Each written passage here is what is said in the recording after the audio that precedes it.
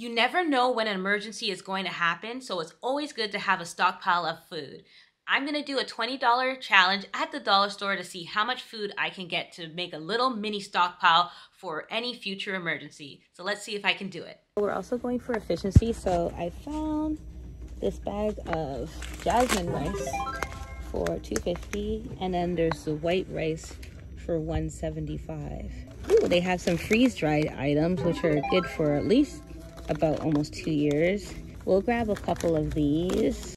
As you saw, I got a little bit crazy with the freeze-dried fruits there, but I eventually put them back because I wanted to make sure I get something substantial. We have some coconut water here. This will be good for electrolytes. Same with the coconut water, even though it would give me electrolytes, and it'd probably be best for me just to find water to drink. If I had a bigger budget, maybe I would have got more of that, but I was trying to stick to the bare essentials of what I would need. Get some applesauce. Probably makes sense to get tomato sauce.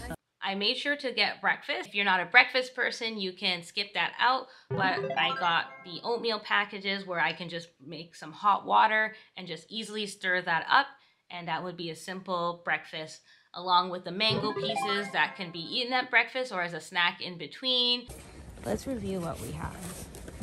We have breakfast, tomato sauce, tuna, plant-based, and also real tuna. Apple sauces, we can ration out. I only spent $18. With all the food that I bought, there's about 12 different variations of meals I can make, but I can even make even more since I have so much rice.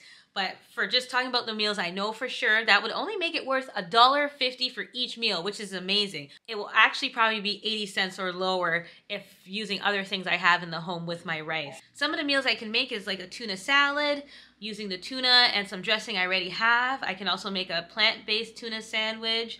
And then also I can make a mango rice bowl using the rice and the dried mango. I could also have applesauce as a snack. I can also have rice with the pasta sauce.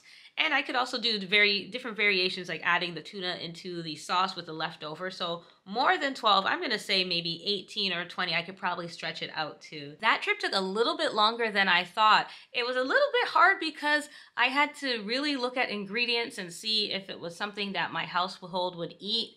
I know sometimes people are like, well, if you're in a pinch, you shouldn't be picky. Buy food that you actually like. You don't want to be grumbling when you're eating something that you've never would have eaten on regular life. Okay, I saw this mashed potatoes. This is perfect. Oh, there's also milk in this. But this would be good like for anybody who can eat these and can have dairy. And also when you're shopping at the dollar store for preps, make sure you look at the date. When it comes to buying food for a stockpile, make sure you look at the dates. So if you can find things that are a year or 2 years out, that will work best. When the due date comes, start to eat those, and then it's time to replace them with fresher dates. So eat the oldest stuff first and then replace it with new.